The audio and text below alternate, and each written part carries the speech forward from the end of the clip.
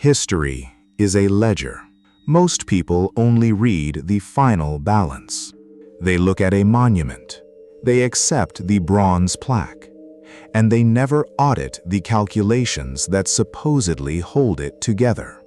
Look at the East River, a brutal, turbulent tidal strait separating New York and Brooklyn. The official narrative tells us of a triumph of 19th century grit, a suspension matrix of stone and steel, 14 years in the making. Constructed between 1869 and 1883, utilizing horse-drawn wagons, steam winches, and the sheer biological willpower of immigrant labor. Mainstream historians present the Brooklyn Bridge as an open book, a marvel of pragmatic pioneer engineering. But at the Titan Metrics audit desk, we do not read the poetry, we read the blueprints. When we subject that official book to a forensic audit, when we extract the raw physics, the atmospheric pressures, and the volumetric mathematics, the official ledger begins to collapse under its own dead weight. Welcome back to the audit desk. Today, we initiate the Brooklyn Protocol. We are going to forensically analyze 3 specific structural anomalies of this bridge: the pneumatic excavation rates of the caissons, the structural absurdity of the Anchorage vaults, and the kinetic fraud woven directly into the suspension cables. We do not deal in romantic folklore, we deal in physics. Let us begin. To suspend over 14,000 miles of steel wire across a violent river, you require a foundation anchored directly into solid bedrock. To achieve this, the engineers utilized pneumatic caissons. A caisson is, essentially, a colossal inverted wooden box sunk to the bottom of the river. The New York Caisson was a structural monster, 172 feet long, 102 feet wide. It covered an area of 17,500 square feet, or 1,625 square meters. It was constructed of 3,000 tons of solid yellow pine, bolted together with 250 tons of heavy iron. They floated this colossal wooden box into the river and began building the massive stone tower directly on top of its roof. The sheer, crushing weight of the growing granite tower forced the wooden box down, sinking it to the riverbed. But resting on the mud is not enough. The caisson had to reach solid bedrock. This meant sinking the box 78 feet, or nearly 24 meters, below the surface of the East River. To keep the crushing weight of the river water from breaching the box and flooding the work area, the inside of the caisson was pumped full of compressed air. Workers, biological units known as sandhogs, went down through narrow airlocks into this dark, claustrophobic chamber to manually dig out the riverbed. As they removed the earth, the massive stone tower above pushed the box deeper. This is the mainstream narrative. It is presented as a brutal but straightforward process. Now, let us audit the thermodynamics of that pragmatism. Atmospheric pressure at sea level is 14.7 pounds per square inch. For every 33 feet you descend underwater, pressure increases by roughly 1 atmosphere. To keep the water out at a depth of 78 feet, the New York Caisson had to be pressurized to 35 pounds per square inch, or 2.4 atmospheres above normal. Inside this wooden pressure cooker, the heat was suffocating. The air was thick with the toxic smoke of primitive calcium lights and the exhausted breath of over 100 men toiling at a single time.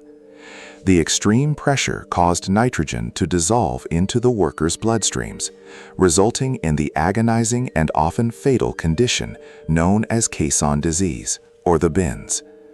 But the medical horror is not the anomaly. The anomaly is the logistical extraction rate. Let us run the numbers. To sink a box of that magnitude, 78 feet deep, you must displace the earth beneath it. Multiply the area by the depth. That is 1,365,000 cubic feet of displaced mass, over 50,000 cubic yards, or 38,000 cubic meters, of highly compacted clay, deep mud, and ancient glacial boulders. How do you remove 50,000 cubic yards of material from inside a pressurized wooden box under a river in 1870? The official ledger claims they used water shafts, pools of water inside the caisson acting as liquid seals. Clamshell buckets were dropped down these shafts to scoop up the mud. But the East River bed was littered with massive, immovable glacial boulders. Mainstream historians tell us the workers drilled into these boulders by hand and shattered them using black powder explosives. Let us pause and analyze the physics of that statement. They were setting off high explosive black powder charges inside a highly pressurized, completely enclosed wooden box under 78 feet of water, supporting tens of thousands of tons of granite masonry directly above their heads. Any structural engineer will tell you that a localized explosion inside a pressurized pneumatic chamber risks a catastrophic pressure wave. A breach in the wooden walls would result in an instant pneumatic blowout. The compressed air would explosively vent. The river would instantly crush the caisson, drowning everyone inside and collapsing the entire masonry tower into the East River. Yet we are told they executed hundreds of these blasts safely. Defenders of the narrative point out that Washington Roebling tested the explosives using the water shafts as dampers. Let us grant them that theoretical success. It does not solve the volumetric deficit. Blasting a boulder only shatters it. On the surface, steam winches and compressors hummed, but down at the bottom, trapped in the 35 psi pressure zone, shattering and loading the bedrock into those clamshell buckets fell entirely to men with handpicks. You still have to manually move thousands of tons of jagged, heavy rock, loading it into scoops and hoisting it up narrow shafts, all while the biological workforce is suffering from severe neurological decompression sickness. The kinetic output required to clear 50,000 cubic yards of shattered bedrock in a 35 psi environment does not align with the biological limits of the workforce. The timeline is a mathematical illusion, hiding the deployment of undocumented heavy industrial mechanization hidden in corporate black budgets. As we leave the impossible pressures of the riverbed and move to the shores, we encounter the second structural anomaly, the anchorages. A suspension bridge is a massive matrix of kinetic energy. The main cables do not just hang there, they are under constant, unimaginable tension, pulling inward toward the river. To prevent the bridge from violently tearing itself apart, the ends of these cables must be anchored to something of absolute, unyielding mass. On both the New York and Brooklyn shores, the engineers built colossal anchorage structures. Each one is a solid mountain of limestone and granite, weighing 60,000 tons or 54,000 metric tons. Physics dictates that these anchorages rely on immense deadweight. The more solid the mass, the greater the friction and the stronger the resistance against the pull of the cables. Yet, hidden deep inside these 60,000-ton monuments of masonry are massive cavernous vaults, empty spaces, 50 feet tall, woven directly into the internal architecture of the anchorages. Why would you deliberately hollow out the single most critical gravitational component of a 1-mile-long suspension bridge? The official historical narrative offers an explanation. Mainstream historians proudly claim that the chief engineer, Washington Roebling, specifically designed these massive, intricate, cathedral-like vaults inside the load-bearing masonry to rent them out as wine cellars. Let us audit the financial logic of that pragmatism. Civil engineering permits technical voids to reduce overall ground-bearing pressure while maintaining structural rigidity. We acknowledge the physics of weight distribution, but we do not acknowledge the architectural absurdity of the execution. Engineering a void does not require the construction of perfect 50-foot Gothic structural vaults. The Brooklyn Bridge cost roughly $15 million, an astronomical sum for the era. The structural tolerances were a matter of life and death, and we are asked to believe that the engineers intentionally complicated the internal stress dynamics of their primary anchors just to generate a few $1,000s a year in rent from local liquor merchants. This is a profound misunderstanding of human capital logistics. You do not over-engineer the underwater caissons to an absurd degree, only to construct cathedral-quality voids in the one place where absolute mass keeps your bridge in the sky. Furthermore, designing and constructing perfect 50-foot Gothic structural vaults with load-bearing arches requires highly skilled, incredibly expensive master masonry work. It does not save money. It costs exponentially more in specialized labor than simply dumping solid rubble and mortar into a square frame. It is an irrational over-expenditure of capital. The wine cellar narrative acts as a convenient, quirky distraction from a serious structural anomaly. These vaults resemble infrastructure from a different technological paradigm. They are highly fortified, temperature-controlled chambers built for a purpose that does not align with the physics of a simple tension anchor. They hid a matrix inside a matrix and covered it with a story about alcohol storage. We move from the stone vaults to the sky, the final phase of our audit, the cable matrix. The four main cables of the Brooklyn Bridge are not solid ropes of iron. Each main cable is 15.75 inches in diameter, but they are composed of 5,434 individual galvanized steel wires bundled tightly together. In total, there are over 14,000 miles, or 22,000 kilometers, of wire suspended over the East River.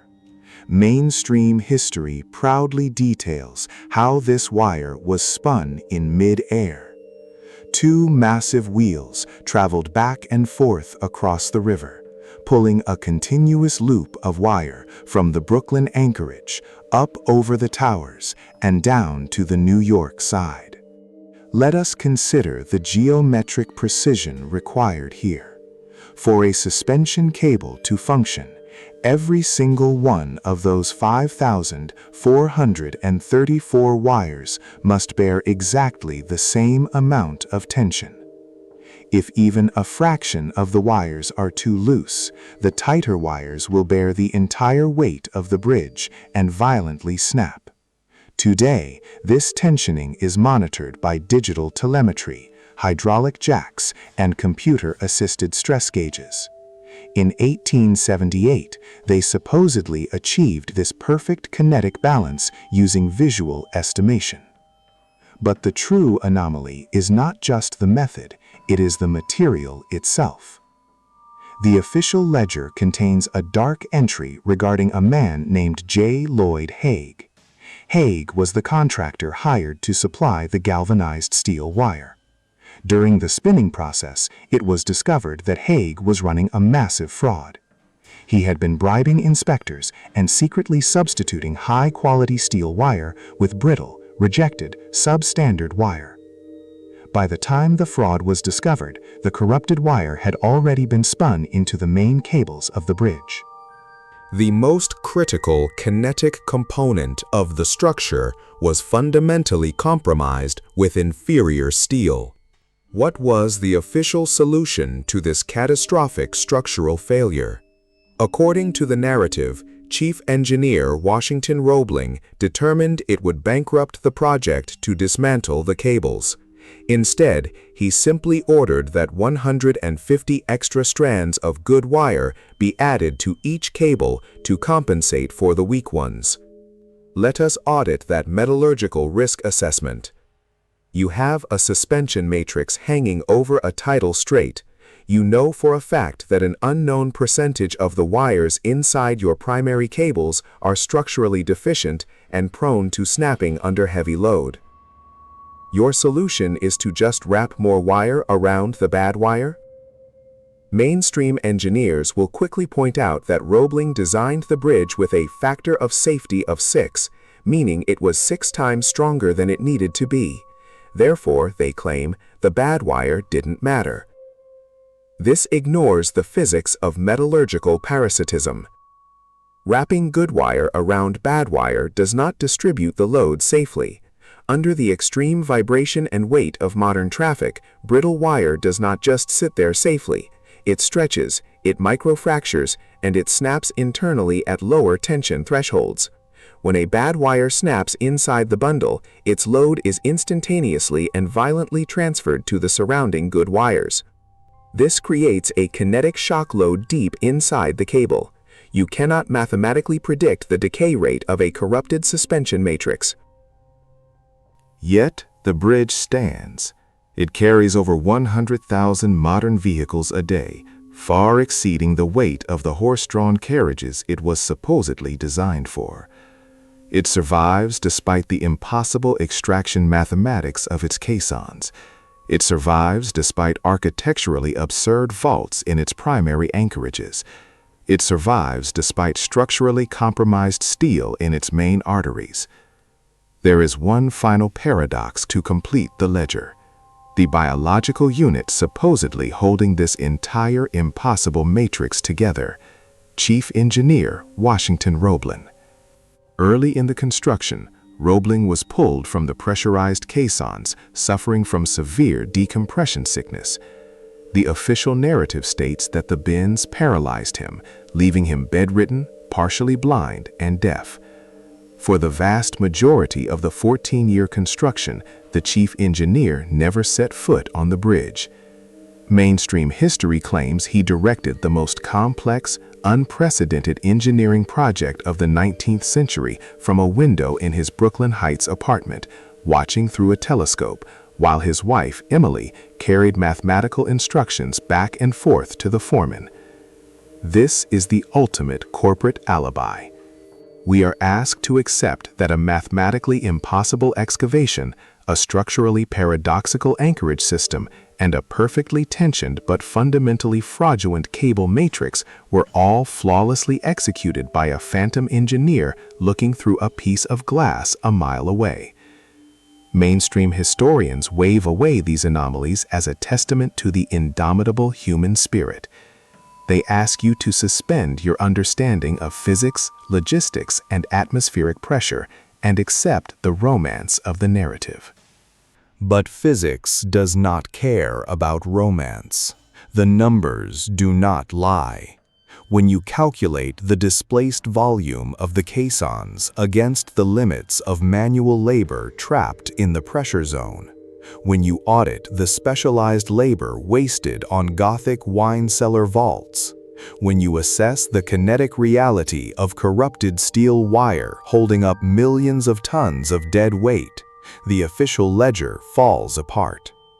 The true methodology behind the Brooklyn Matrix remains hidden in plain sight. It was not built by a man looking through a telescope. It was assembled utilizing highly classified corporate technology and suppressed logistical patents. To our current auditors and new viewers joining the ledger, thank you for your continued focus. Hit subscribe to maintain your clearance and leave your localized architectural anomalies in the comments below for future deployment. Trust the numbers, not the narrative. The ledger remains open. If you want support these ongoing structural audits, the Oversight Committee is officially open.